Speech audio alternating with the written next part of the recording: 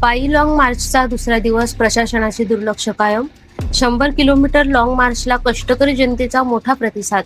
किसान सभा व सीटू संलग्न अशा स्त्री परिचर व इतर कष्टकरी संघटनांच्या प्रलंबित मागण्यांसाठी पिंपळखुटी ते यवतमाळ जिल्हाधिकारी कार्यालय असा 100 किलोमीटर पायी लाँग मार्च सुरू आहे. दिनांक 19 एप्रिल ते 22 एप्रिल दरम्यान हा 4 दिवसीय मार्च काढण्यात आला आहे. लाँग मार्चची सुरुवात 19 एप्रिल रोजी सायंकाळी 5 वाजता तेलंगणा सीमेजवळील पिंपळखुटी येथून करण्यात आली.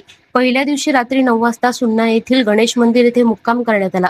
दुसऱ्या दिवशी सकाळी 6 वाजता सुन्ना येथून पुन्हा लाँग मार्चला सुरुवात झाली. दुपारी 11 वाजेपर्यंत शेकडो शेतकरी, शेतमजूर व महिला कर्मचारी भर उन्हात चालत पुढे सरकत आहेत. कष्टकरी जनतेच्या अनेक वर्षांपासून प्रलंबित असलेल्या मागण्यांसाठी हा लाँग मार्च काढण्यात येत असला तरी जिल्हा प्रशासनाकडून अद्याप कोणतीही ठोस दखल घेतली गेलेली नाही. यामुळे आंदोलनकर्त्यांमध्ये नाराजीचे वातावरण आहे. भर उन्हात 100 किलोमीटर पायी चालत असलेल्या कष्टकरी जनतेच्या समस्या तात्काळ सोडवाव्यात अशी मागणी आंदोलनकर्त्यांकडून करण्यात येत आहे. प्रशासनाने याकडे गांभीर्याने लक्ष देऊन त्वरित कार्यवाही करावी अशी अपेक्षा व्यक्त होत आहे. शासन व प्रशासन हे जनतेच्या समस्यांचे निराकरण करण्यासाठीच असते. त्यामुळे शेतकरी, शेतमजूर व योजना कर्मचाऱ्यांच्या स्थानिक प्रश्नांकडे दुर्लक्ष न करता त्यांना न्याय मिळवून देणे गरजेचे आहे. इंडिया न्यूज R7 साठी संदीप सुरपाम, यवतमाळ जिल्हा प्रतिनिधी.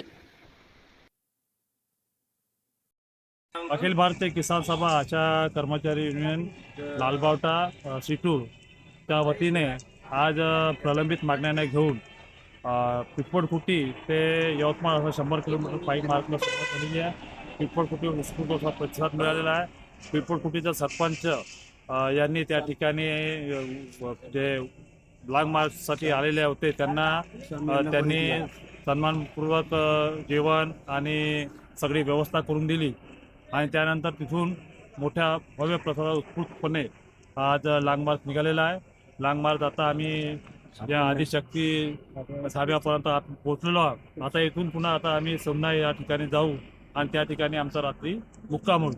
त्यानंतर मग दुसऱ्या दिवशी आम्ही सकाळी पुन्हा लाँग मार्चला सुरुवात करू. किसान सभेचा लाँग मार्च निघालेला आहे. पिंपळखुटी ते यवतमाळ असा 100 किलोमीटर अंतरावरचा शेतकऱ्यांच्या सरसकट कर्जमाफी व्हायला पाहिजे या मागणीसाठी व त्याच्यासोबतच वनाधिकार कायद्याची अंमलबजावणी व्हायला पाहिजे आणि आशा वर्कर, परिचर, स्त्री परिचर अशा 10 मागण्या घेऊन आम्ही यवतमाळ जिल्हा कलेक्टर ऑफिसवर चालले आहोत.